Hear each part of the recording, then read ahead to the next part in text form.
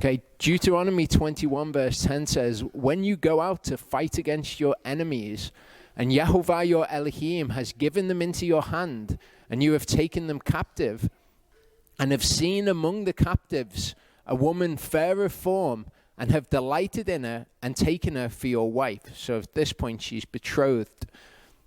Then you have brought her home to your house, and she shaved her head, and trimmed her nails, and put aside the raiment of her captivity, and has dwelt in your house, and mourned her father and her mother a moon of days. And after that, you do go into her and have married her, and she's been your wife. So it says, literally in the Hebrew, it says a moon of days. Often that's translated as a month of days in the English. A Hebrew month would be a chodesh. A pagan month would be a moon. Okay, so the cycle of the moon. So this is a moon of days, and this is a woman that you've taken from among the Gentiles. Not by force, but you've taken her to be your wife. You've seen somebody and you've thought, I want to marry that person. Now, when a battle had concluded, if the opposing army had lost, you can see throughout history, throughout historical sources, that the women would beautify themselves so that they were appealing to their captors so that they didn't get killed. Now, Yehovah would not command the women to be killed in this instance, but Yehovah puts a check and a balance on this. He says, look, if you see someone and you delight in them, you don't just jump into a marriage with them, okay? You take them home and you allow them to do this, okay? She has shaved her head, okay, trimmed her nails, and she's taken off the stuff that she's beautified herself with. She's dwelt in your house for a moon of days. So you're talking 28, 29 days that she'll be dwelling in your house. And after that, you do go into her and have married her. Okay, again, it's not a non-consensual thing. But after that period of time, if you still want to marry, then you marry. You'll notice that she's got to shave her head. Okay, now this is different than for us. This is somebody who is a Gentile. This is somebody who is of the nations. For us, we're told, do not cut yourselves, nor shave the front of your head for the dead. For you are a set-apart people to Yehovah your Elohim, and Yehovah has chosen you to be a people for himself, a treasured possession above all the peoples who are on the face of the earth. So for us, we're set apart, and we're given laws from Yehovah that apply to us because we are set apart. They don't apply to the Gentiles. We're specifically told when these laws are given, you can't do these things because you're set apart. Then elsewhere in the Torah, we're specifically told when it's a woman of the Gentiles, let her do this as a mourning practice. And it's not a chodesh of days, it's a moon of days. So you're to allow her to do that. The reason we can't do it is because we are holy or set apart to Yehovah. We saw when we went through Deuteronomy 14, whatever dies of itself, give it to the stranger or sell it to a foreigner, for you are a set-apart people. So it would be illegal under the Torah for us to eat of this animal. And we looked at whether or not you would want to give it to somebody of another nation if it's not good for us. But the point being, it's not illegal under the Torah for them to do it because they're not set apart. We are set apart. Exodus 22:31, you are set apart men to me. Do not eat any meat which is torn in pieces in the field. You throw it to the dogs. Some people see that as a reference to the Gentiles. It's not how I would read it, but the Gentiles are referred to as dogs in other places in the scripture. So I think that's been torn to pieces in the field. Again, we can't eat it. So either way it is with the Gentiles, we can't eat it because we are set apart. When it comes to the Sabbath, you speak to the children of Israel, saying, my Sabbath you are to cherish by all means, for it is a sign between me and you throughout your generations to know that I, Yehovah, am setting you apart. So for us, it is sin to break the Sabbath. For the Gentiles, they're not all sinning against Yehovah if they break the Sabbath. Now, that doesn't mean that we can get a Gentile to work for us, because part of what is sin for us is getting somebody else to do work on our behalf. But the Gentiles who are just going about today and they're just doing work, they're not sinning against Yehovah because they're not set apart to him, and it's not a sign between them and Yehovah. So the Gentiles and us, we have different standards. Okay, and that's one of the things that I want to look at in this first part, because people who are set apart to Yehovah go about taking the standards of the Gentiles and the things that the Gentiles believe, and they apply them to themselves, and they go about being set apart to Yehovah and yet being involved in what is common and what is profane. Ezekiel 10-12 says, "So I took them out of the land of Mizraim, I brought them into the wilderness, I gave them my laws and showed them my judgments, which if a man does, he shall live by them. And I also gave them my Sabbaths to be a sign between them and me." Why? To know that I am Yehovah who sets them apart. It's something that's been given to us by Yehovah. Leviticus 11:43-45 says, "Do not make yourselves abominable with any creeping creature that creeps. Do not make yourselves unclean with them, lest you be defiled by them. For I am Yehovah your Elohim, and you have set yourselves apart, and you have been set apart, for I am set apart.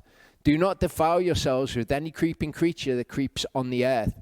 For I am Yehovah who is bringing you up out of the land of Mitzrayim to be your Elohim, and you have been set apart." So when it comes to clean and unclean, when the Gentiles eat that which is unclean, are they sinning against Yehovah?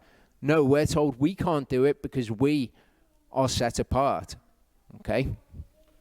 Leviticus 20:22-26 gives us a bit more context to this. It says, "You've cherished all my laws and all my judgments and done them, and the land where I'm bringing you to dwell does not vomit you out.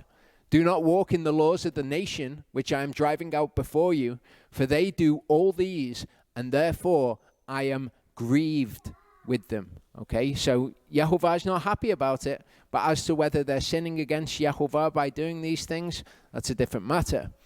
"But I say to you, you are going to possess their land, and I myself give it to you to possess it, a land flowing with milk and honey. I am Yehovah your Elohim, who has separated you from the peoples, from the Amim, okay, from the Goyim, from the Gentiles. And you have made a distinction between clean beasts and unclean, and between unclean birds and clean, and do not make yourselves abominable by beast or by bird or whatever creeps on the ground, which I have separated from you as unclean. And you shall be set apart to me, for I, Yehovah, am set apart and have separated you from the Amim to be mine." We are now part of Am Yisrael, the people of Israel. He separated us from the Amim, the peoples. We're now set apart, so we don't want to be taking on the things of the Gentiles into our own lives, okay, to be defiled by the things of the Gentiles. 1 Corinthians 5:9-13. Paul says, "Look, I wrote to you not to keep company with those who fornicate. I didn't mean those of the world who fornicate, or with other sinners in the world. Okay, now I've written to you not to keep company with anyone who is a brother, who is one who fornicates, one who is greedy of gain, or an idolater, or a reviler, or a drunkard, or a swindler, not even to eat with such a one, because they are set apart. For what have I to do with judging outsiders? Do you not judge those who are inside? Elohim judges those who are outside, and they will be judged by Elohim. But his Torah, which is for those who are set apart, is for us." Okay? Deuteronomy 4:19-20 tells us, "Lest you lift up your eyes to the heavens and see the sun and the moon and the stars and all the host of the heavens, and you be drawn away into bowing down and serving them, which Yehovah your Elohim has allotted to the peoples under all the heavens." That word allotted means to divide something to them. We've been divided from the people. We've been set apart. And these things have been divided unto the people. That's their lot. Not that Yehovah is making them do it. Okay, he's not saying, you guys, you all have to do this. But he separated us from that. That is divided unto them. But Yehovah has taken you and brought you out of the iron furnace, out of Mitzrayim, to be his people, an inheritance as it is today. So the Gentiles have their own systems of spirituality, their own spiritual thought, okay? But what happens is people who have been set apart to Elohim take on things from the Gentiles' spiritual practices, and they mix it in. Okay, so the Gentiles' idea of spirituality and what is spiritual is entirely different from what Yehovah says is spiritual. And he set us apart for that to be spirituality unto us. And it's not that these other things don't have some kind of spiritual power. Perhaps they might, but that's not the point. Okay, we're not to look into these things, and Yehovah has forbidden us from looking into these things, in fact. Okay, so when it comes to the Gentile spirituality, what it's all about is what Charlie was talking about in Torah portion Bereshit. There's a teaching on the channel for anyone who wants to see it called Yehovah, Our Creator God, which goes into this idea of Mother Earth worship and Gaia worship, and that everything's about nature, and it's about flows, and it's about the animals, and it's this, that, and the other. But this is all pagan spirituality. This is the root of a lot of the spirituality that we see today. Okay, the idea that there's these energy flows and there's spiritual resonance going on, and everything's a spiritual frequency, and we've got the chakra points within the body. Problem with these things and pagan spirituality is that now in the modern age, what people have started to do with what came from a pagan spiritual root, which was all to do with Mother Earth and was all to do with spiritual flows of energy and resonant energy, what they've started to do is they've started to say, well, actually, these things are true. These things have scientific value. Okay, these things are actually true. They're not all kind of pagan spirituality. They're all to do with science. Okay, so science tells us that these things are true. So these things are actually okay. Okay, yeah, they had the dodgy past, but science tells us that these things are correct. So that's what I want to look at briefly. Okay, this is a website which had an article on it called Crystal Healing Explained by the Law of Resonance. And what I want you to notice as we're going through these various things is that they use scientific language, things that sound scientific, in order to justify them, okay?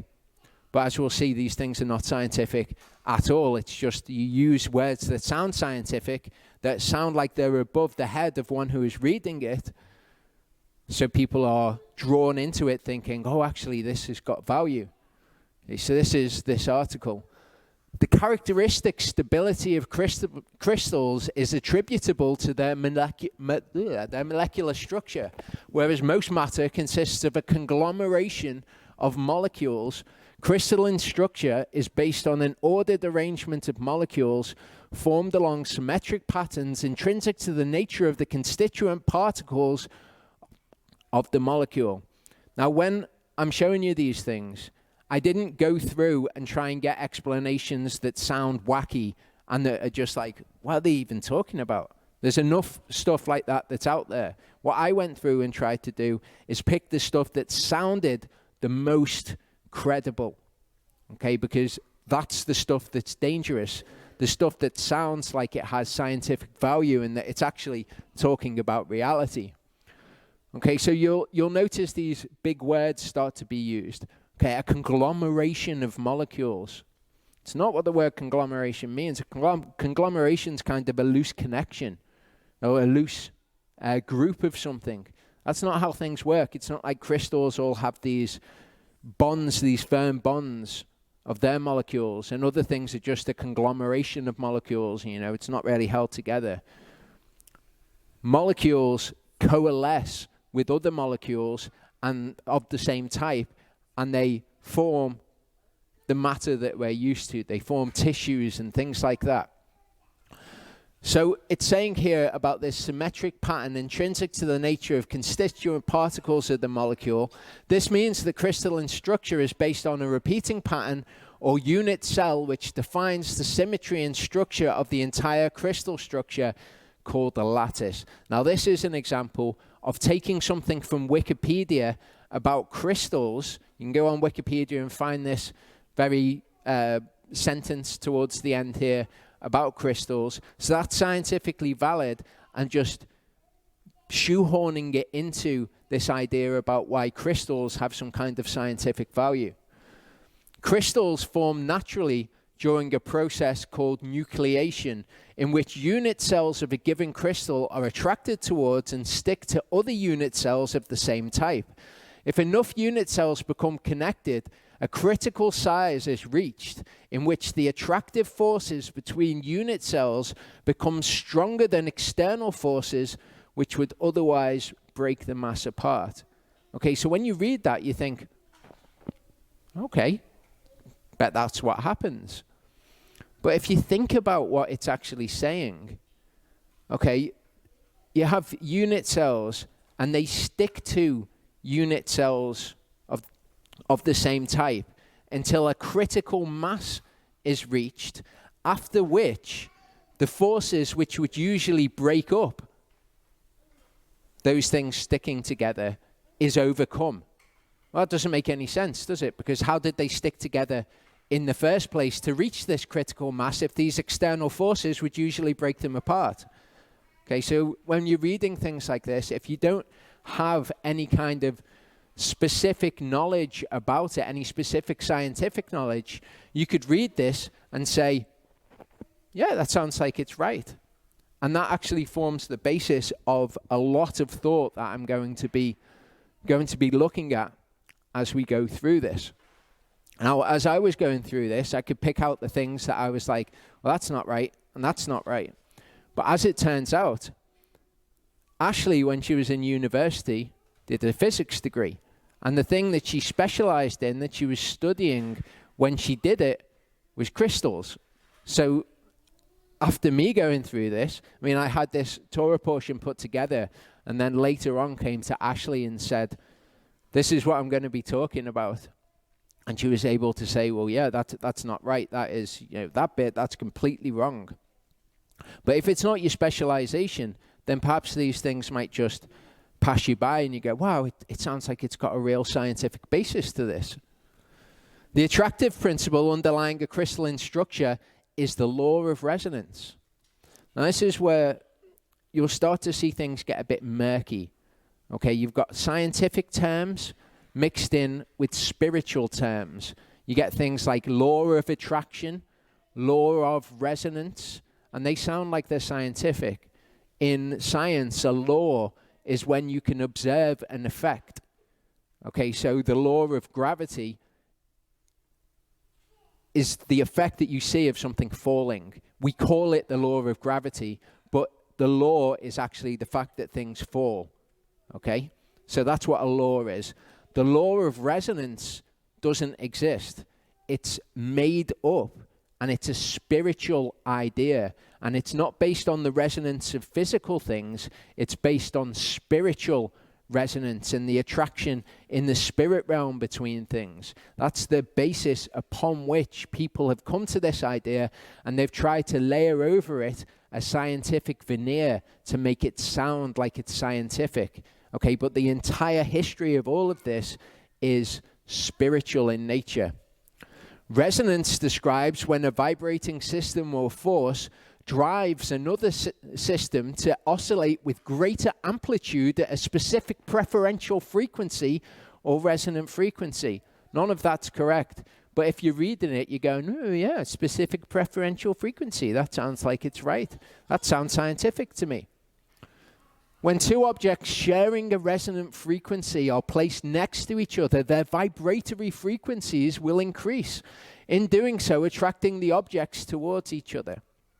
Now, we know that that's not true. Just on a very basic experiment that you can do. If you've got a crystal and you put it next to another crystal, they don't attract towards each other. Okay, it's important that we understand what we're talking about here. You have forces in physics, and they're things which act upon other objects. Okay, so you can have the force of thrust, for example, which would push something. What this is positing is that there's a force which emanates from the vibratory frequencies of objects to attract them one towards another. Okay, but if you're just reading over this, you think, well, that sounds like it's credible. The vibratory frequencies will increase, in doing so attracting the objects towards each other. Thus, as unit cells combine to form a crystal lattice, the vibratory potential of the lattice, no such thing as vibratory potential, incidentally, of the lattice increases. In effect, crystals serve as powerful vibrational conductors and amplifiers. That sounds really legit if you don't know what these terms actually mean in a scientific setting. Now, if you go to somebody who's into spirituality, they will talk about these things, powerful vibrational conductors and amplifiers of things, but they're not talking about scientific resonance of things. They're not talking about frequencies. What they're talking about is spiritually.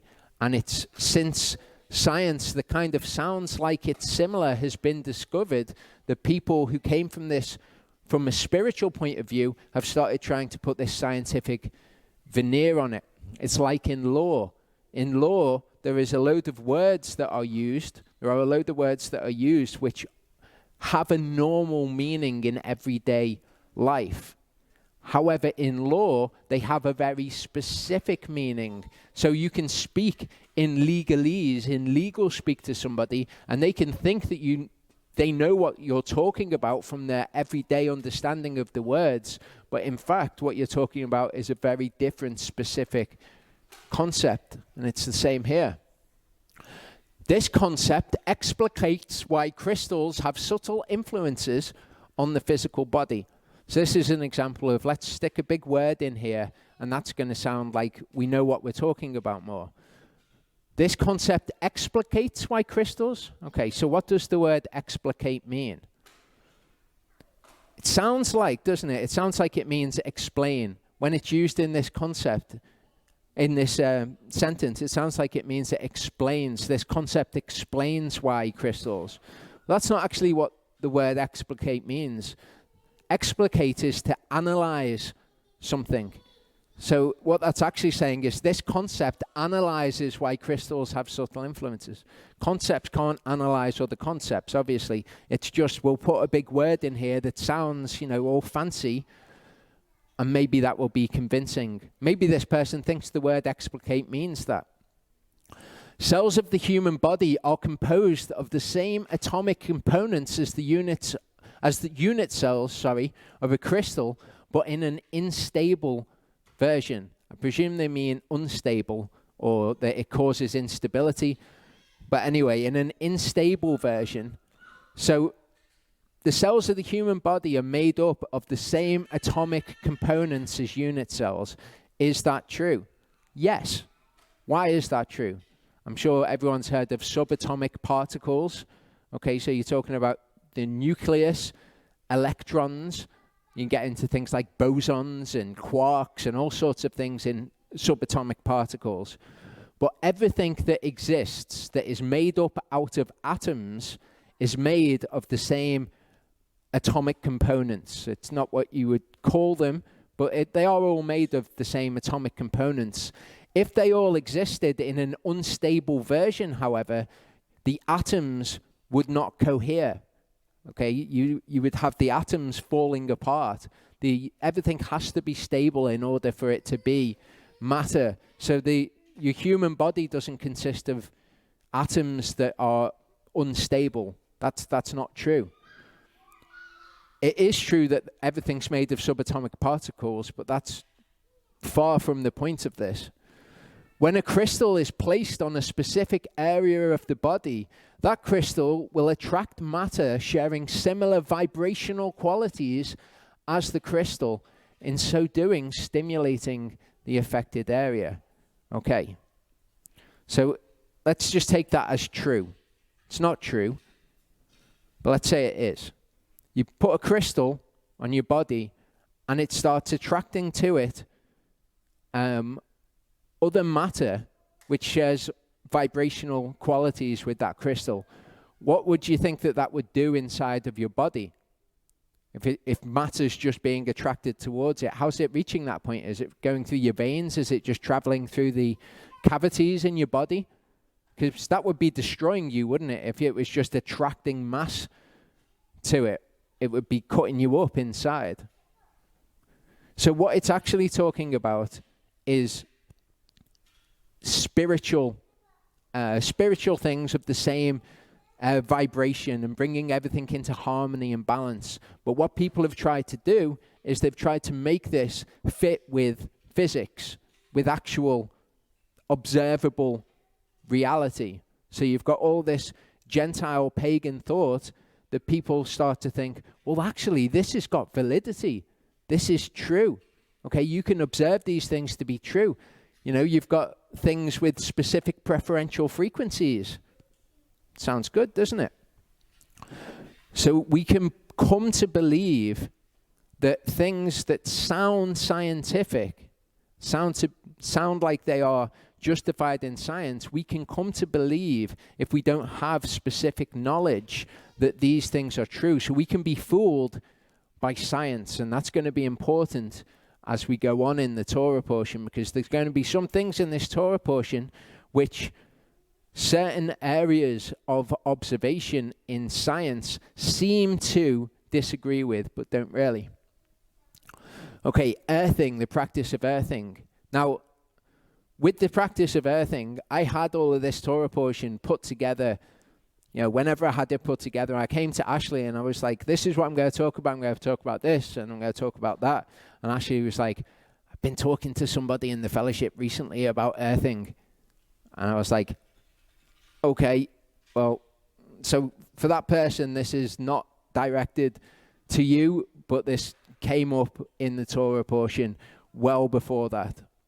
But it's worth looking at because earthing can sound like it's scientific, and we shouldn't pay heed to these things which are in essence and originally spiritual in nature that have then had the scientific veneer put on top of. So this is something that I thought sounded credible. In short, earthing or grounding is putting the body in direct and uninterrupted contact with the earth. This means that skin needs to touch soil, sand, water, or a conductive surface that is in contact with the earth. From a scientific perspective, the idea is that, notice that it differentiates there. From a scientific perspective, this is how it is. Okay, this is a spiritual idea, but from a scientific perspective, the idea is that the earth has a mild negative charge to it. Over time, especially in modern life, our bodies build up a positive charge. Direct contact with the earth can even out this positive charge and return the body to a neutral state. And when you're talking about spirituality and spiritual things, this idea of being in harmony and things, and the being in resonance, your resonance being the same with things, being in balance, being grounded in a figurative sense, they're all the terms that are used. So maybe being grounded in a literal electronics sense would be good. The idea that, you know, your body's got a positive charge, the earth's got a negative charge, that's correct. But the idea that it builds up in your body, that's not correct. Okay, so it goes on, it says, many people don't have this contact with the earth anymore, and some experts wonder if this is a contributor to the many rising health problems we face.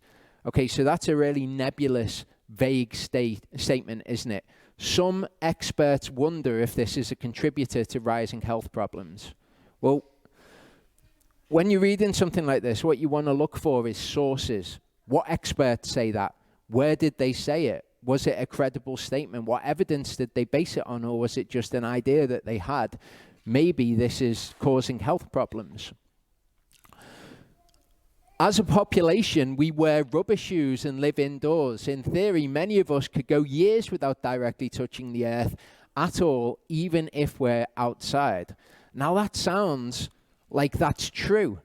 You think, rubber's an insulator, isn't it? Okay, your house, it's built on the earth, but you never directly touch the earth. So if you're never coming into contact with the earth, then you're never losing that positive charge. And many experts believe that that might be a contributor to rising health problems. There's a couple of problems with that. Okay, the rubber on your shoes, although it is an insulator and it provides resistance to the flow of electricity, it doesn't stop you from being grounded. If anyone is familiar with a Van de Graaff machine, the use of which needs you to not be grounded, just having shoes on won't stop you. You need to get a specifically or specially designed material to stand on, which stops you from being earthed. And the way that this positive charge to negative charge flow thing works is that even if there's a little bit of a connection, that positive charge will instantly go. It'll instantly be earthed, and you will have that circuit. Also, when you go to bed at night, if you get into bed, then you are grounded. You're absolutely grounded at that point. You don't need direct contact with the actual soil and dirt to be grounded. Again, these things have a spiritual beginning, this idea of Mother Earth and being connected with Mother Earth and that being a good thing. And it's important when I go through this to mention, okay, if you like the idea of taking off your shoes and running in the forest or walking on the grass and that makes you feel good, that will probably have a great effect on you psychologically. And then psychological effects can actually become physical effects. Okay, it's called it being psychosomatic. That's why we do double-blind tests with placebos. So nobody knows who's got the placebos. Nobody knows that they're getting a placebo. Everybody's just expecting to get something because the placebo effect can have an effect on you. So if you like taking off your shoes and walking on the ground, I don't doubt that that might have a good effect on you. However, it doesn't come from being earthed to the ground. We need to disentangle the science of that, or the science of that, and recognize that these things are spiritual concepts which come from the worship of Mother Earth. That's where these things all originate in the first place. Now people are trying to justify them scientifically, but you don't worry about building up a positive charge. Okay, the idea that having a positive charge in your body is detrimental to your health, that's never been proven. Okay, if your body naturally builds up a positive charge, then it's doubtful that that causes negative health effects, even if it got to the extreme where you would never touch the ground for 50 years. But when we look at these things, we have to say, who are these people saying it? What is the proof that a positive charge is not good for us? And is this even true? Because things can sound like they're true when they're backed up with scientific phrases, and they can be completely untrue. Over time, the theory is that this positive charge builds and can lead to health problems. Okay, fair enough. This is the basis of science. You have an idea, it's called a hypothesis. You then test that hypothesis to see whether there's any evidence for it. During the normal processes of metabolism, the body generates what are called reactive oxygen species, which are commonly referred to as free radicals. These compounds appear to be important, at least in part, because they have the ability to attack and destroy unwanted things within the body, including bacteria and viruses. However, too many free radicals are a bad thing and have been implicated in chronic disease, as well as the very process of aging. Now, this is where it's important to mention something. People might well have heard the phrase before, correlation is not causation. Okay, there can be a correlation between things that is not a causative fact. It's like when there were these pictures going around of the coronavirus and 5G, and they were saying, in this map, we are seeing where coronavirus is most common. Okay, these are the outbreaks of coronavirus in the country. On this map, this is where 5G has been rolled out. And you look at it and you think, oh, that's weird. And then you've got all this idea that 5G is a type of radiation and it's causing radiation sickness and that produces flu-like symptoms, and maybe that's coronavirus. It's not my point to go into that. Simply to say that when you look at this is where the coronavirus cases are, this is where 5G has been rolled out, that's misleading. Okay, where has 5G been rolled out? It's been rolled out in the big cities, the population centers. Where is coronavirus most common? Where there are more people. So you would expect to see that correlation, but it's not a causative correlation. You can look at it and say, that's interesting, but you have to prove causation in something. You can look at free radicals and you can say, well, these are present in these diseases, but you can't say they cause those diseases. I'm not saying that I think the free radicals are a great thing to have loads of or anything like that. I'm just saying there's no causative link proven there. Free radicals are involved in the process known as inflammation, which is a part of the healing process. However, low-grade inflammation throughout the body may lead to pain and other problems in the muscles and joints. Okay, so inflammation, low-grade inflammation, not actually a distinction, but inflammation is involved in the healing process. Charlie recently sprained his foot and it ballooned up. That's inflammation and that's involved in the healing process. And yes, pain is involved in it, but it's a good thing. And is also believed to be a key driving factor in many chronic diseases, including heart disease, type 2 diabetes, MS, all of your autoimmune deficiencies.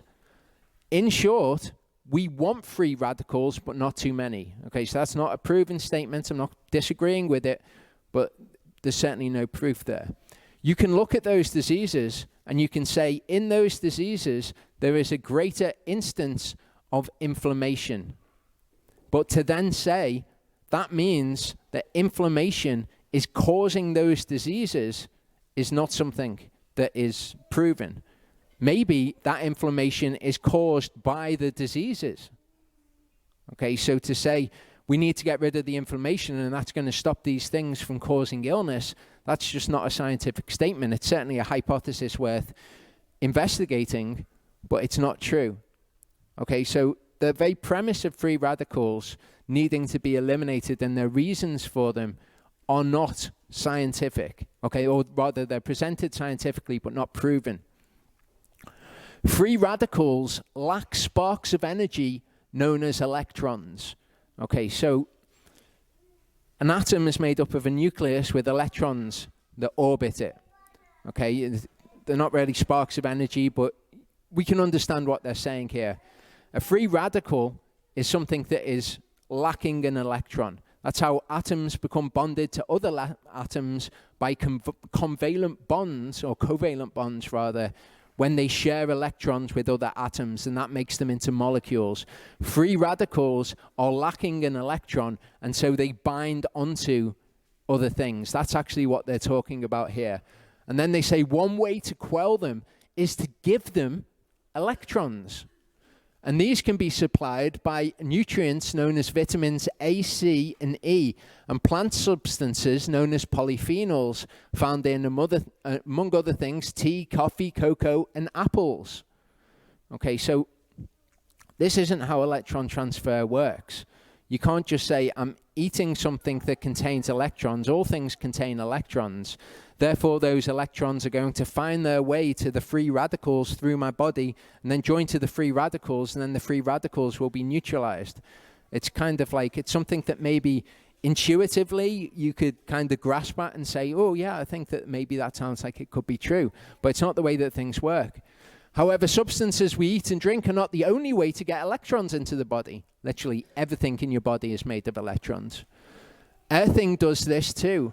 If the body has a positive charge on it, earthing allows electrons to flow into the body, where in theory they can neutralize overblown free radical and inflammatory damage. Okay, so that's not true. You don't get electrons coming in through your feet and finding the way to the free radicals in your body and neutralizing them. Okay, it's just not how electron transfer works. Carrying a positive charge may well affect the body in lots of different ways. Okay, again, fair enough. You have to present some kind of evidence, though, which means that earthing may offer a range of well-being benefits. Okay, sounds brilliant, especially after all this scientific-sounding information. It's like, sign me up. Now, I've put this in to show you what the spiritual side of this is, and all these things have a spiritual side and have a spiritual origin, more importantly. Earthing, how this practice connects your mind and body. During your grounding practices, it is important to remember that you're an energetic being in a human body having an experience, and your consciousness moves quicker than your physical body. We practice grounding and earthing to absorb the downloads, the upgrades, the shifts, and the experiences of consciousness into our physical forms. Our physical body needs intentional time and space to process, re-establish natural rhythms, and sink back into its primal flow. And this is where these figurative terms like flow and balance and grounding and harmony and all of these sort of things get mixed up with scientific terms. And they've just gone from this spiritual understanding and they've tried to apply science to it completely inaccurately.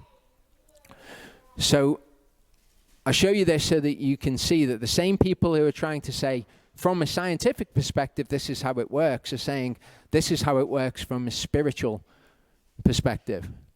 Okay, so Christian yoga. Now, yoga it's less justified in terms of science. Okay, less people will say yoga has scientific benefits, although some will, and they'll say, it's all about breathing, and if you get your breathing right, then that's going to have good effects on you. What I want to look at is Christian yoga and yoga being applied to other things. It can be applied by atheists, it can be applied by whatever religious groups.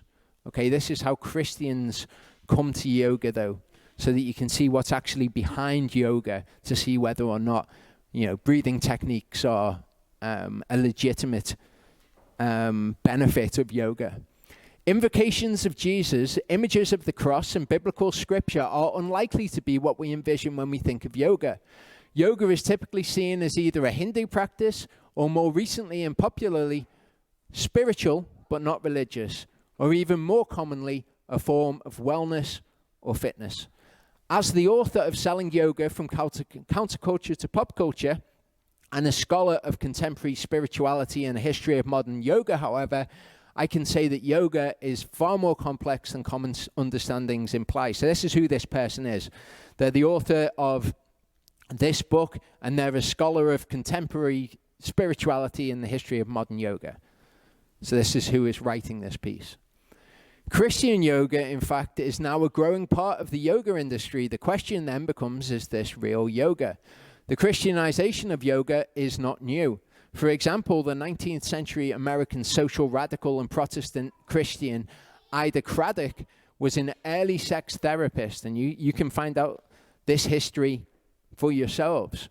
Incorporated yogic elements into a system for enhancing sex for heterosexual married couples. So she was like a Christian marriage counselor person. She considered the Christian God to be a third partner in the sex life of a married man and woman. Her efforts were not without controversy. In 1902, facing incarceration for charges of obscenity, Craddock took her own life. The attempt to silence Craddock was based in part in yogophobia. It's the example of a statement that is not proven, that just gets thrown into this sort of thing. But anyway, a fear of yoga grounded in the assumption that it is incompatible with one's own religious doctrines or moral codes. Over 100 years after Craddock, yogophobia is still alive and well. Okay, so yogophobia is not a fear of yoga. Homophobia is not a fear of gay people. Material that is hydrophobic isn't afraid of water. Okay, it's being adverse to something. Okay, being opposed to something. Despite this, Christian yoga is taking many different forms in different parts of this world. Christian yoga entrepreneurs are marketing products and services that claim to strengthen Christian identity and practice. And this is where you see that yoga has a spiritual basis. It doesn't matter what mask you put on yoga. You can put a Christian mask on it, but the practices are spiritual. Clearing your mind, centering your breathing, all these things have been ancient spiritual practices, form parts of meditation. And when you get into spiritual practices, you get into being led astray by wacky ideas. Okay, you get into being led astray by other spiritual forces that you are subjecting yourself to. So when you hear about how Christians experience doing yoga, you're going to hear about how they experience the spiritual side of this. There are now Christian yoga brands founded by Protestant Christians, such as Yahweh Yoga, Christ-Centered Yoga. The website for Holy Yoga, based in Michigan, describes it as a community of believers on a mission to bring the gospel to the ends of the earth through the modality of yoga.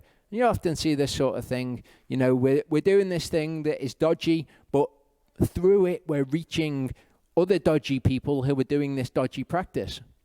Holy Yoga has an instructor training program, and there are hundreds of Holy Yoga classes each week in locations across the United States and Canada. Many forms of Christian yoga assign Christian terms and prayers to certain yoga postures or sequences and replace South Asian imagery, such as the popular Om symbol, with a Christian imagery, such as the cross.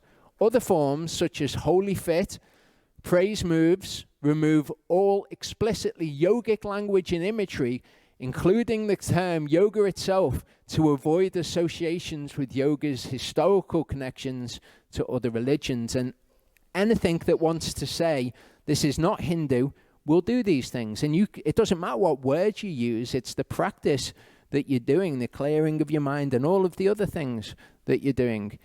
That's what has this spiritual effect. Some Catholics are also teaching yoga as a Christian practice. The Reverend Anthony Randazzo, a priest at Notre Dame Roman Catholic Church, in New Jersey, and co-author of Beatitudes, Christ and the Practice of Yoga, has taught yoga for years. He insists that yoga has always brought him closer to Christ. Okay, these things have this spiritual impact. If you're Christian-minded, you're going to associate that effect with Elohim.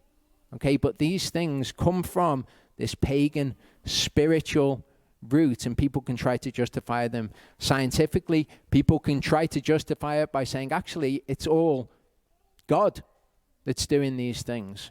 Well, is it God when the Hindus do it? Because they're having the same effect. Yoga has never had a single purpose for its seekers, whether it is philosopher aesthetics seeking enlightenment, ecstatic devotees expressing the love of God, people in pursuit of yogic superpowers, fitness buffs seeking the perfect yoga butt, or Christians wanting to get closer to Christ. Okay, it doesn't matter what you're seeking from it, yoga will provide it for you, because its underlying foundation is spiritual. It's not the underlying foundation is Hindu. Its underlying foundation is spiritual, and so to the Hindu it will be one thing, to the Christian it will be to the other, to an atheist it will have another effect. In other words, yoga has never belonged to any one religion, but it has always been packaged in a variety of ways. This is the problem with the question of whether or not Christian yoga is real yoga. There has never been one real yoga. As you saw, this is a scholar of yoga that is writing this article. Okay, so again, it's very easy for us to be drawn into these things. And these things which are spiritual in nature, but are not of the word of Elohim, are often ways through which we can be deceived. I know from my own experience with psychedelic drugs and drugs that have a psychoactive effect, that these ways are ways in which you can be given information. Thoughts can come to your head in these sorts of states, and it will just lead you ever so slightly astray. The word of Elohim is what we're to rely on. As soon as we venture outside of that, we go into dangerous territory. Now, I would have liked to have spoken about a whole host of other things in this, but it would make this part just far too long. Put this video up about a year ago. Okay, I'd recommend that if you kind of got an idea of what the video is about, but you don't remember it specifically, that you go and check it out. Okay, the idea that we get signs from Yehovah, that he slips little signs into reality for us to go by. Okay, if anybody has ever used the phrase a God incidence, for example, these are ways by which we can get led astray. Okay, often you'll see them when people have started going astray. Suddenly they'll start having all these spiritual experiences and these other things outside of the word of Elohim which are guiding them. That should be no surprise. Okay, also, if anybody's ever seen repeating numbers, everywhere they go, there's just these repeating numbers. I talk about my own experiences with it in this and how that stacks up scripturally and what these things actually are. Same with dreams. People are commonly led astray by interpreting dreams in certain ways, and oh, this dream had meaning, and Yehovah speaks to people in dreams in the scriptures, so it seems to have scriptural credibility. And these signs, Yehovah uses signs in scripture, so they seem to have credibility as well. If people are confused about either of those things, I would recommend those videos. Deuteronomy 7:5-6 tells us what to do when we come across this pagan Gentile spirituality from which we have been set apart. It says, this is what you do to them: break down their altars and smash their pillars, cut down their asherim, burn their carved images with fire. For you are a set-apart people to Yehovah your Elohim. Yehovah your Elohim has chosen you to be a people for himself, a treasured possession above all the peoples. You've been set apart from that. That has been divided unto them. Leave that to them. You're set apart. Go about practicing your spirituality and, importantly, your beliefs. Because a lot of those things that we've just looked at become beliefs in people's minds. Okay, things that they have faith in, that they just believe. Okay, let your beliefs be from what you read in the Word. 1 Corinthians 10:14-22 says, therefore, my beloved ones, flee from idolatry. I speak as to wise men. Judge for yourselves what I say.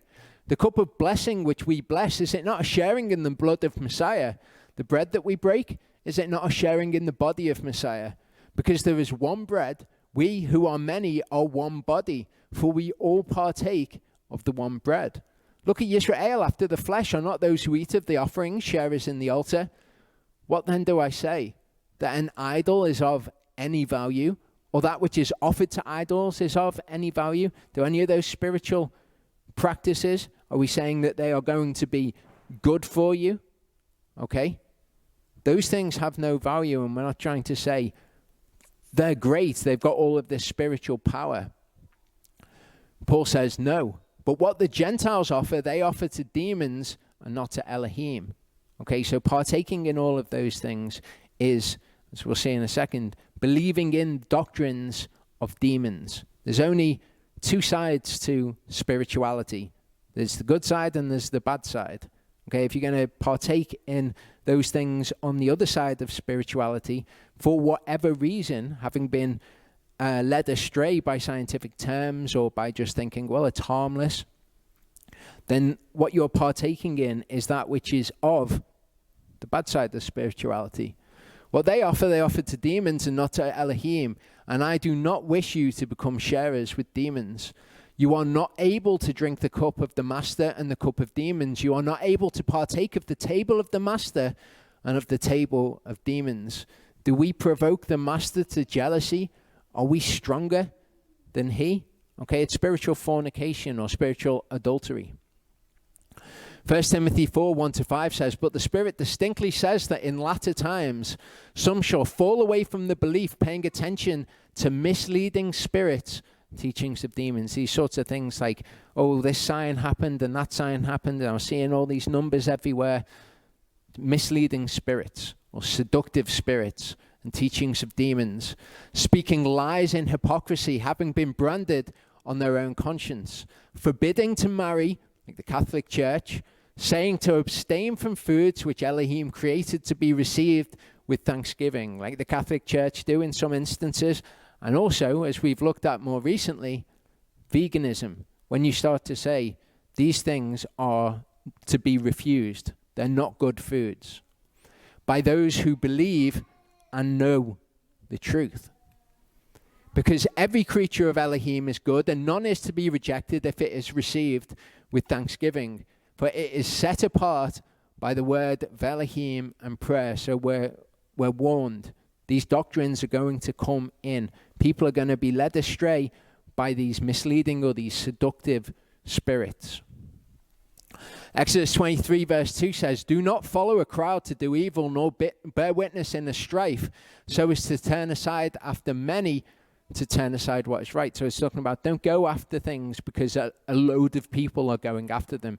And I put this scripture up because the next thing that I'm going to talk about is actually something that is hugely, hugely popular in the Torah movement. Okay, and just to be clear as we go into this, I don't have a problem with the use of these things. What I have a problem is the mindset which accompanies it. So essential oils, okay?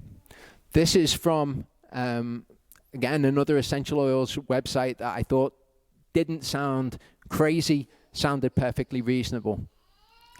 Essential oils, small bottles of liquid magic. Don't get caught up on the phrase liquid magic. That's not the problem with this. Okay, it's just a figurative term. Small bottles of liquid magic that can transform your health and well-being in the form of aromatherapy. They can transform your health.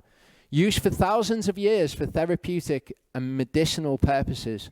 Essential oils are present in many household products to aid relaxation, sensory, and skin healing. Aromatherapy has lots of benefits when it comes to health. Experts believe, again, nebulous phrase, certain oils can improve sleep, relieve stress, and help us unwind. With life becoming busier and people turning to holistic and organic remedies more often, essential oils are proving popular and forming an important part of many people's day-to-day routines. Essential oils are liquids extracted from flowers, leaves, roots, fruits, and seeds that are formulated to work in harmony with our bodies, promoting well-being and naturally boosting our health. Okay, so are essential oils formulated to work in harmony with our bodies? And it's quite a leap there, isn't there? You can understand where this comes from with pagan spirituality and Mother Earth and nature and everything's been formulated to work with our bodies. And you can even understand how a Torah keeper could come to this and say, well, God has created these things to work in a harmony with our bodies as well. Well, there's some truth to that. And that's how these things perpetuate little bits of truth. Let's take something like arsenic. Okay, was arsenic formulated to work in harmony with our bodies? It's natural. It comes from a natural source.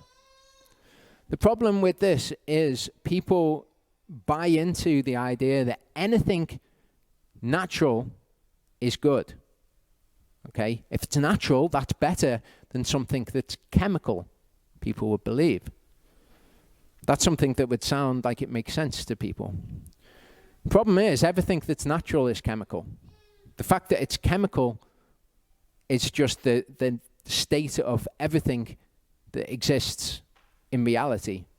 Okay, so chemical isn't necessarily bad. You've got to distinguish. Just as natural isn't necessarily good, you've got to distinguish one thing from another. As it mentions, these natural things are used in many household products. You get more refined versions of them that have stronger effects. Doesn't mean that those things are bad. They're natural in their origin. But this sort of idea, it's got a lot of validity to it. But that's where it becomes something that leads people astray, because it's not exact. It's not totally correct, and people will turn away from things thinking that they know about them because they sound chemical. For example, if I said to you, would you ever think it a good idea to have hydrogenated oxygen? You might think, sounds bad. Hydrogenated fats, hydrogenated. But of course, hydrogenated oxygen is simply water. And water is perfectly benign. If you read the list of ingredients on the back of something, then they can have terrible sounding chemical names. And yet, if you actually knew what they were, then you'd think, oh yeah, that's just that, and that's just that. And this just works in this way. It's just like if you put something in a recipe to bind things together, it's the same thing with this thing. Well, people can get misled and led astray. So with that sort of thinking and what we've considered already in mind, scientists have discovered that people will believe anything if you claim scientists have discovered it. And this works both ways of this sort of argument, both ways of this sort of thinking. You get people who put far too much store in anything that a doctor says, anything that a scientist says, okay, on one side of this. However, as we've seen, people on what you would perceive to be the other side of this can say scientists agree with this or scientists agree with that. So this statement is just generally true. At this point, I want to talk about scientific studies. Okay? People say scientists have shown, or science has proven, or it is proven scientifically, or studies show. Okay? Those things are useful tools by which we can understand hypotheses. Okay, if you've got an idea, you want to know whether it's true, you do a study, you test one group of people against another group of people. However, not all studies are created equal. And many of the things that I'm talking about have scientific studies associated with them. So you need to know the reliability of a study. What were the sample sizes used in the study? Okay, if 18 people in Scotland were tested for something, does that then span out to the general population of the world? Is that something that is reliable? Who were the people who were being studied, and who were the people doing the study? If you go to the Eskimo community and you test omega-3 on the Eskimo community and see if it has any effect on their health, you're going to find that the data is unreliable, because the Eskimo community eat loads of fish all the time, so their omega-3 levels are right up there. Or if you do it in Japan. I've read a couple of books recently about the studies on omega-3 and the studies on salt. Everyone thinks that eating a lot of salt is going to increase your blood pressure. That's kind of the standard scientific point of view. Lots of salt increases your blood pressure. I've been reading these books. They're by one guy, and what his job to do is to go through thousands and thousands of studies and compare them all. Because different studies, these things are all different in them. And this is what the scientific method is. This is why peer reviewing something is important. Not that peer reviewing something is always going to produce great effects, or that the peer review process is in itself perfect. But what it allows is for somebody who is expert in a field, when you start doing an experiment in that field, the experts can then come along and say, have you considered this? When you were studying this, I'm not sure if you were aware, but this substance has an effect on the uptake of this thing or the uptake of that thing.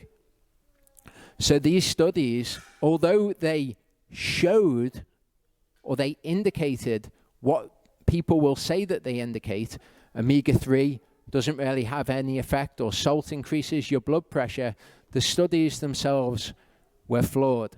Okay, the omega-3 studies, a lot of the time, they were below the threshold of the amount of omega-3 that you would need to take. So when you're looking at a study, don't just read the abstract of a study, or don't just believe what someone says when they say a study says this. If you're going to say anything about a study or believe anything based on a study, read the study. They're not difficult to read. You just have to apply thought to them and say, well, does that prove what you're saying? Who were the people doing the study?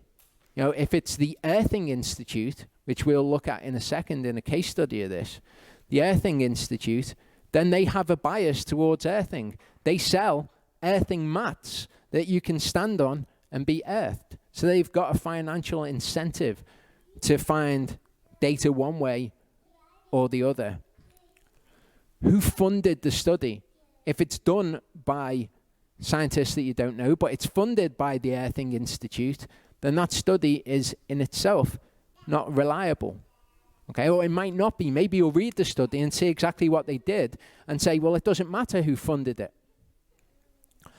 Be extra wary of publications that are in what are called open access journals, such as Dove Press, Scientific Research Publishing, again, we'll put a scientific-y sounding name on it and that sounds legit, or alternative medicine journals, such as the Journal of Alternative and Complementary Medicine, or Subtle Energies and Energy Medicine, okay?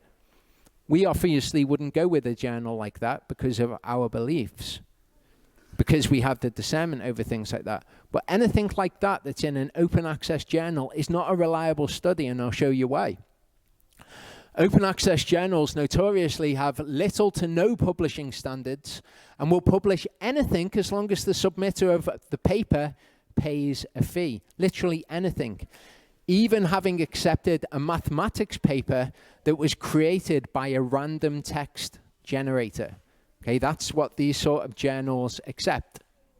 It's been proven. It's been shown they'll accept anything. People have just submitted anything to these journals to see whether they'll be accepted. So the fact that it's in a scientific paper, that it was the result of a scientific experiment, doesn't mean that it's been proved scientifically.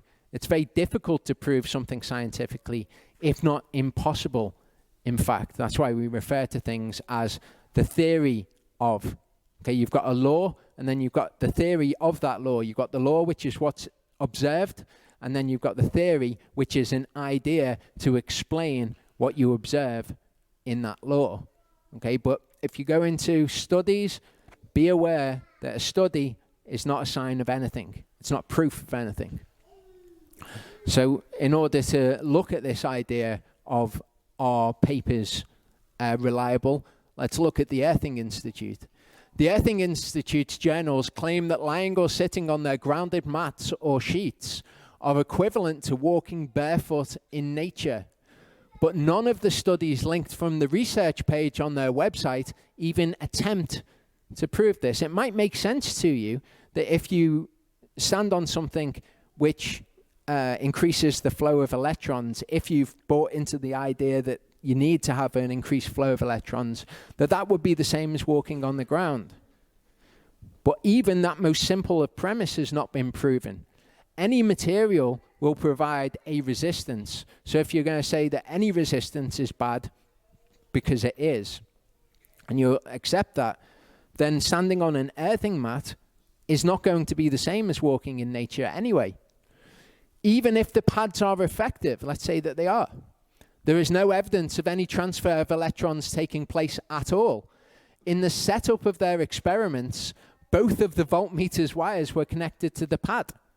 So if you go and you look at the study, you go, oh, look, here's their experiment. They did an experiment and they showed that electrons moved. Well, no, both of the wires were attached to the same pad. There was no flow of electrons. There wasn't one thing in the earth and one thing on the person, and then they measured the electrons moving between them. Both of the wires were connected to the pad. So you've got to look at the methodology of the experiments. You've got to actually be diligent to search whether these things be true. Even if the pads are effective, generalizing to barefoot grounding is not based on any evidence. In the scientific method, hypotheses, once proven, are not then applied to any speculative situation that intuitively makes sense. Okay, so even if they are effective and electrons move, that doesn't mean it's the same as barefoot grounding. In the scientific method, you can't just make those leaps. You have to prove each step of the way. Science isn't a perfect method of attaining truth, and we'll see that, okay? However, it's a lot better than the way that we go about discerning truth from little snippets of information that sound scientific or by what we would like to be true. Critiquing the methodology and the consideration of highly specialized scientific knowledge is a major benefit of the peer review process, because when you've got all the experts who know what affects a certain thing all coming together to look at a paper, they will say, you might have forgotten this, or you might have forgotten that, or that methodology doesn't work, that experiment won't actually show the results that you want. It's not perfect. Peer review papers aren't perfect. They don't have just the golden source of all truth in them, but they're better. They're better than coming at things like this and believing papers that are not reliable. Okay, so this guy's called Peter Ditto, and he's a social psychologist who studies how motivation, emotion, and intuition influence judgment. This is a whole field of psychology. He's not the only guy to do it. This is just representative of the sort of thing that actual experiments have shown to be true.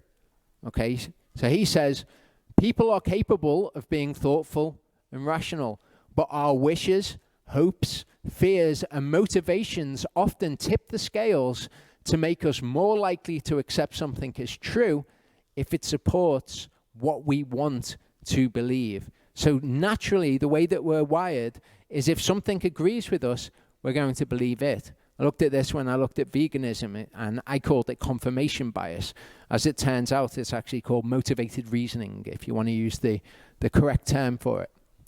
So much of the early research on motivated reasoning shows that people weigh facts differently when those facts are personally threatening.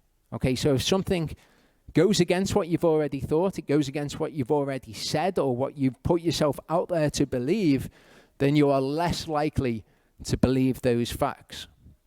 In a study comparing participants who received favorable and unfavorable medical test results, people who were told they tested positive for a fictitious enzyme linked to pancreatic disorders were more likely to rate the test as less accurate, okay? Because they're personally a threat. If that test is accurate, then they're in trouble.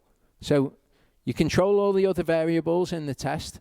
You just allow that to be the variable that is different, and people rate the test differently. Ditto says it takes more information to make you believe something you don't want to believe than something that you do.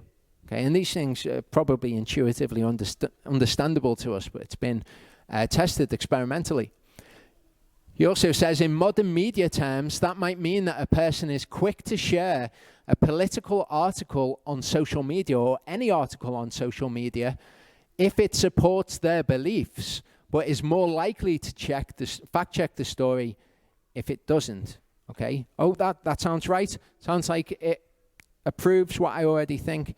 That's probably true. Right there. Not sure about that. I'm going to think about that really, really carefully because it's going against something that I've previously thought. And we don't just delude ourselves when it comes to our health and well-being. Research shows that we also interpret facts differently if they challenge our personal beliefs, group identity, or moral values. If you've got a morality that something is right or something is wrong, then you are less likely, you're more likely to interpret that fact to be incorrect in some way. This is relevant when we come to the word. Okay, if the word goes against your own personal subjective morality, then you are more likely to want to try to change what the word says. You're more likely to believe that actually it's been translated wrongly or something like that.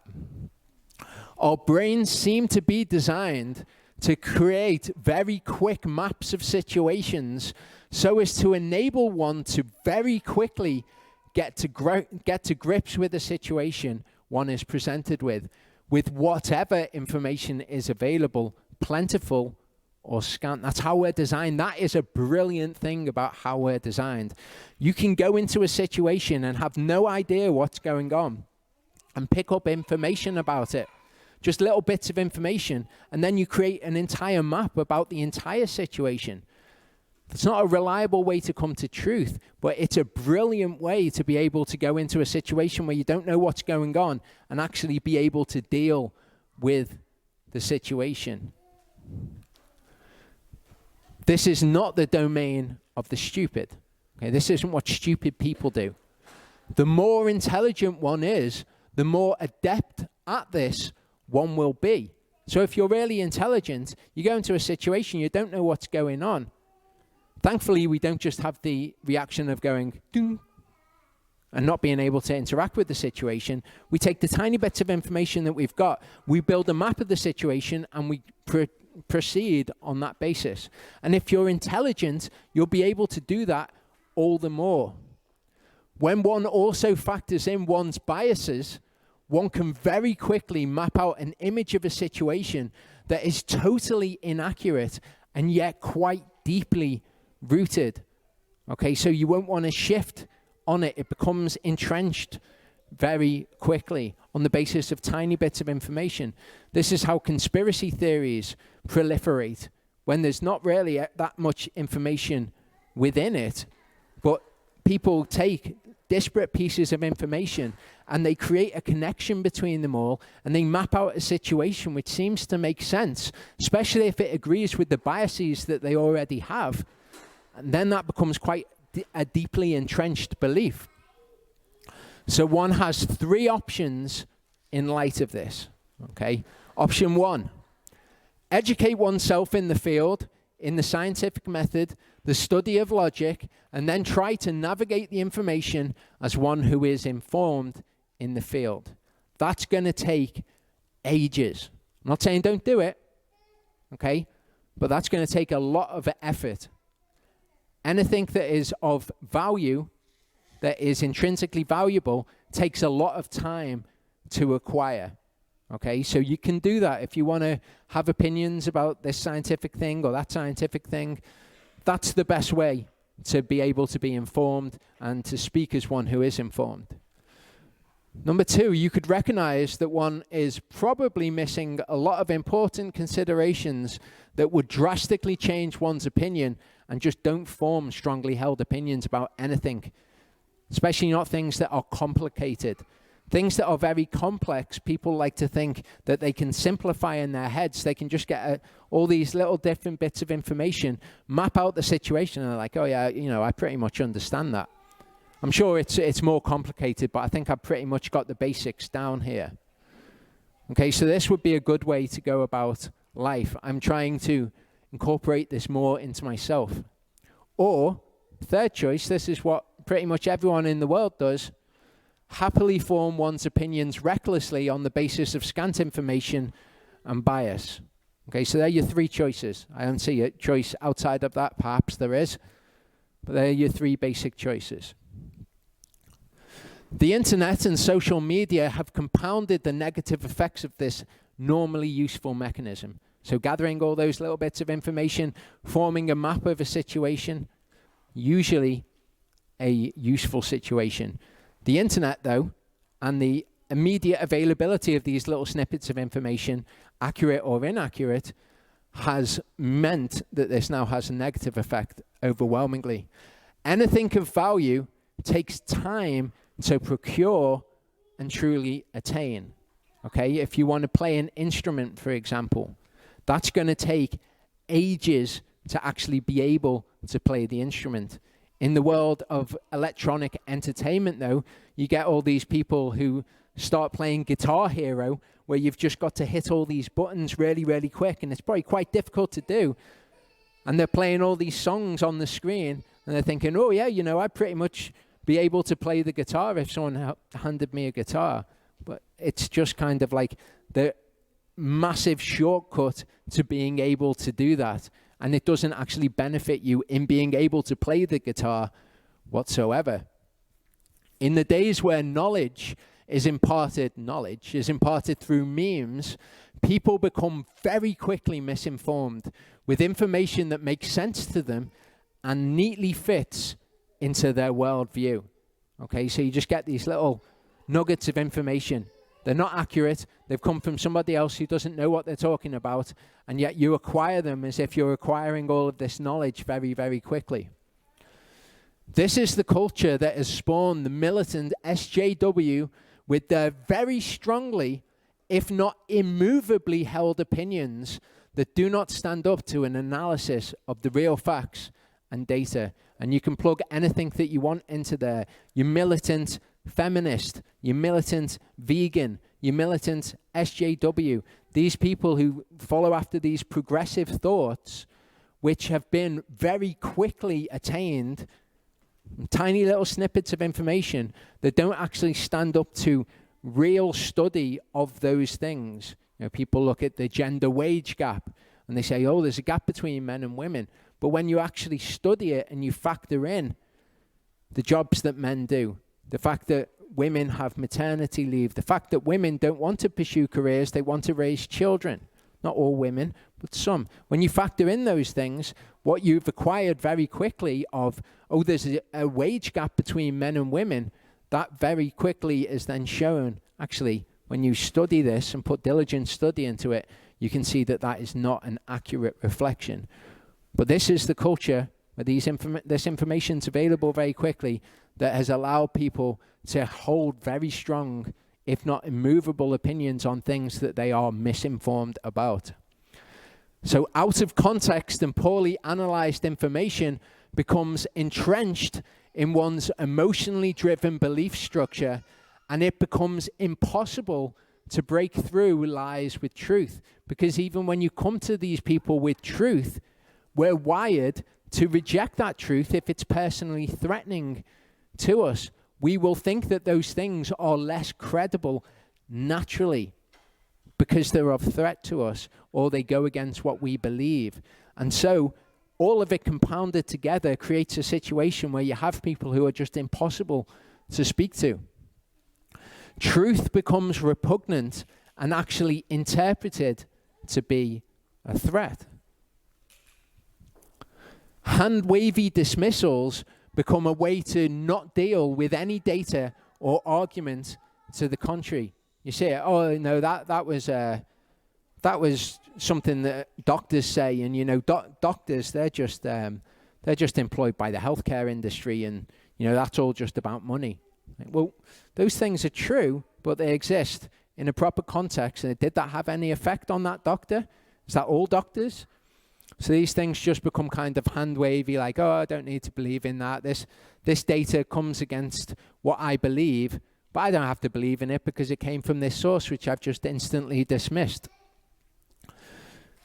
These are ways that we take on complete inaccuracies as truth with an almost religious zealousness. With controversial topics, with a wide range of scientific opinion, unless one is an expert in the field, one is more likely to go with what fits one's own preconceived ideas. So when you come to something and there's loads of controversy about it, there's loads of people with loads of different opinions, if you can find something which fits one opinion within that fits with your outlook in life, you're more likely to go with that and to dismiss all of the rest of it with hand-wavy dismissals. Always research what the other side has to say and what the opposing argument is. If you hear something that sounds good, always go and see what the other side of it is. Okay? That's just how to navigate some of this information.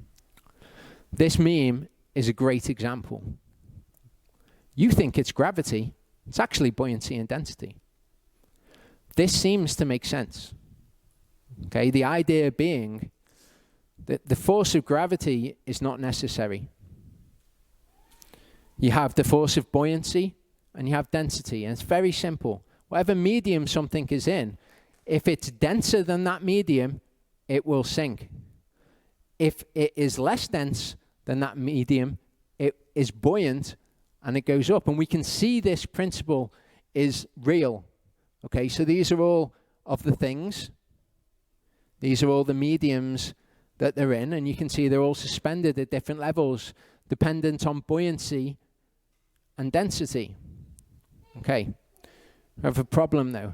And that makes sense. I'm not saying that's a stupid idea that people shouldn't believe in. It's something that really sounds like it makes sense and that it's true and that our own experience can validate. Problem being that density is not a force. Gravity is actually a force that acts on things. Density is just the product of the weight of something dispersed in its volume. How much weight something has dispersed in its volume. Gravity is an actual force that acts on something. If you take all of the medium out of a vacuum chamber, so you don't have any air in there whatsoever, and you don't have anything in there, it is a vacuum. Okay, and then you take a hammer and you take a feather and you drop them, they will drop at the same speed. Now, that seems intuitively wrong. I'll tell you why. Gravity is actually an equation of acceleration. The more mass something has, the more effect gravity has on it, so the faster it will accelerate. So if you drop a feather and you drop a hammer will accelerate faster because it's got more mass. But when they reach the speed of gravity, they both fall at the same speed. Doesn't matter how dense one of them is, doesn't matter how not dense something is. They will fall at exactly the same speed. Same in air. Doesn't have to be in a vacuum. If you get a ball of lead and a ball of cheese, okay, so they're both balls, so they both have the same aerodynamic qualities, you're not going to have any other force acting upon them, and you drop them, then once the acceleration is out of the way with the ball of lead, those two things will fall at exactly the same rate. Why? Because a force is acting on them. I remember getting into a discussion on Facebook when I used it with people in a group, a Torah group. And I said to them, well, wait there, actually, gravity exists. It's something that you can measure here on Earth. It's an actual attraction between things, depending on their mass. Things on the Earth weigh differently at different points on the Earth because of the effect of gravity on them is different at different points on the Earth. It's something that we can observe.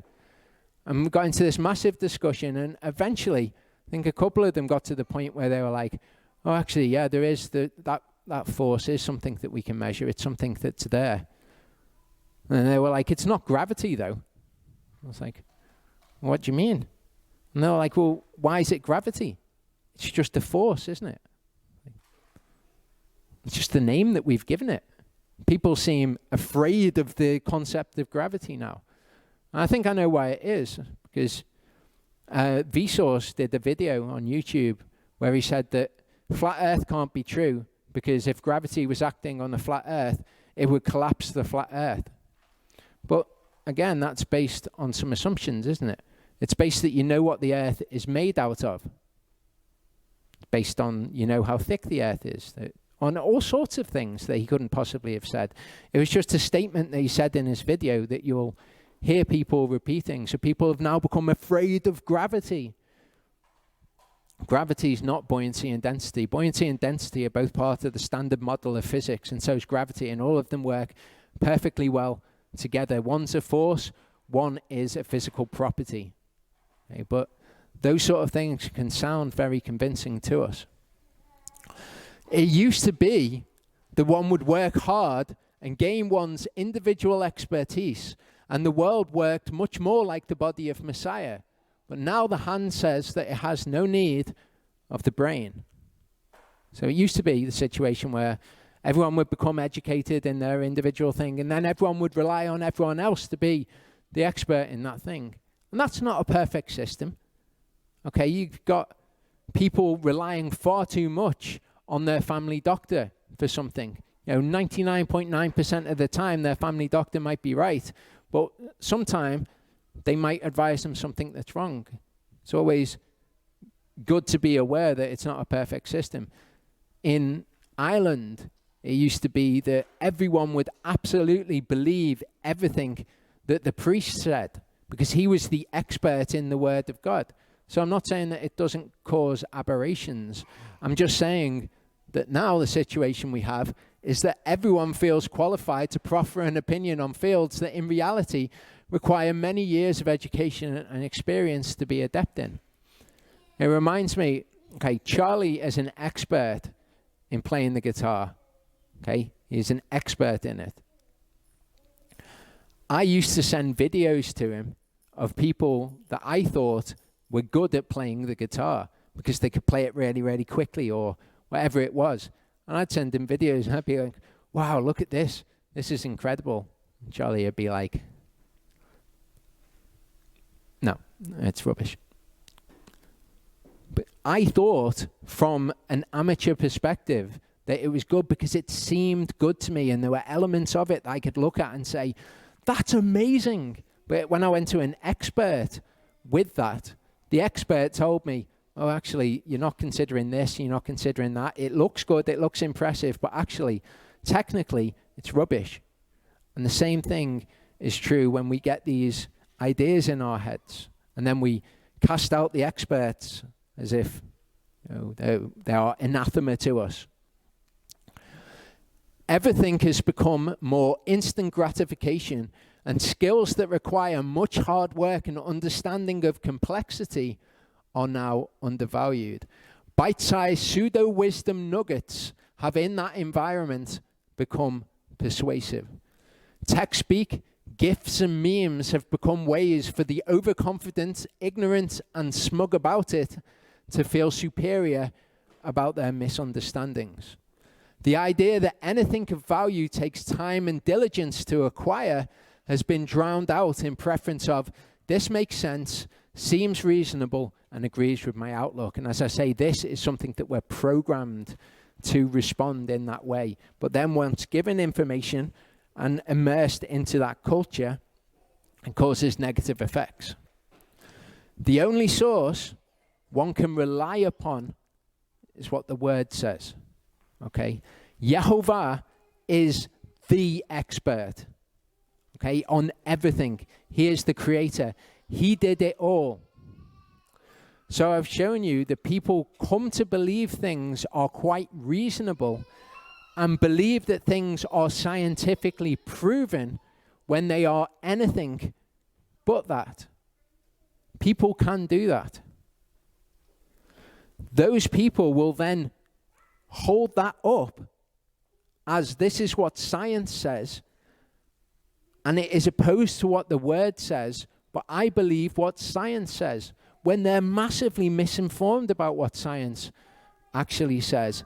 Even when science actually says something, like the scientific consensus on something, like evolution, which is opposed to what the Word says, that doesn't stand up to the Word. So you can get as good as you want at science, but if it's opposed to what the Word says, then you have no leg to stand on. If you are completely misinformed and you're subject to all of these things, and in fact, although you think you know all this stuff about science, you don't. If in that position you stand against the word of Elohim, then that's utterly pathetic in Yehovah's sight. 1 Peter 3:15 says, but set apart Yehovah Elohim in your hearts. Always be ready to give an answer to everyone asking you a reason concerning the expectation that is in you with meekness and fear. So it is good for us to understand things scientifically from the point of view of what the Word says. It's good for us to be able to justify what the Word says to anybody who would ask a reason of us. The opposite of this, though, is not true. It's not good to become educated in reasons why the word of Elohim is not to be believed, or why it needs to be changed or modified in line with these ideas that you've come to possess. Isaiah 44:24-25 says, thus said Yehovah your Redeemer, he who formed you from the womb. I am Yehovah doing all.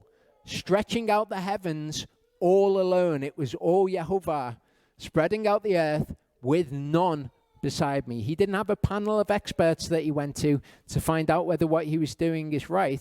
He is the expert. Frustrating the signs of the babblers, driving diviners mad, turning wise men backward, making their knowledge foolish. He's always done this. So now when people come with half-baked scientific ideas and try to stand in opposition of him, this is where Yehovah is coming from. 1 Corinthians 1:18-20, the word of the cross is indeed foolishness to those who are perishing, but to us who are being saved, it is the power of Elohim.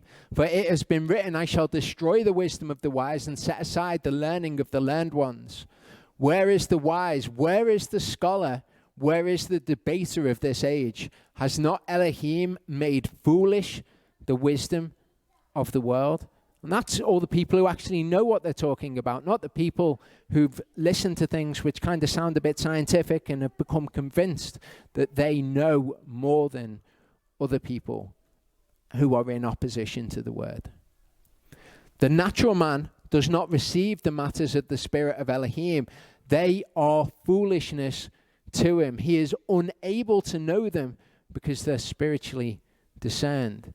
So as we go through the laws in the Torah portion, we should expect that these things seem opposed to where we're coming from or we're coming from previously, our own moral convictions, our own beliefs formed on what we've seen and experienced in the world.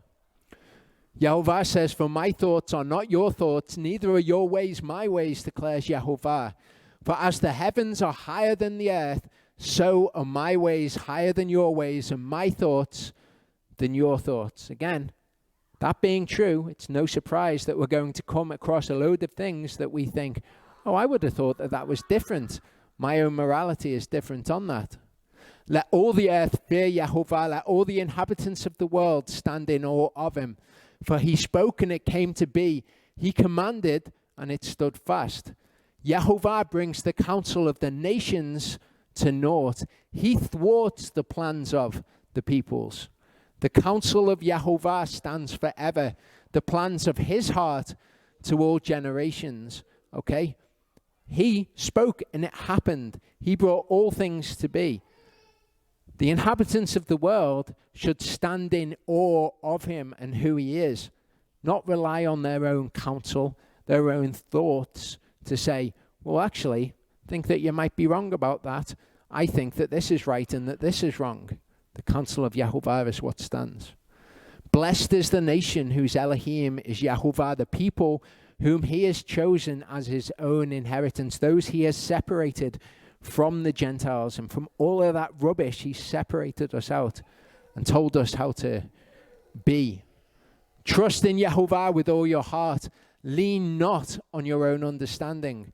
Know him in all your ways, and he makes your path straight. Stop trying to make your path straight when they want to go in another way to what Yehovah wants. Don't lean on what you understand. Trust in him. Do not be wise in your own eyes.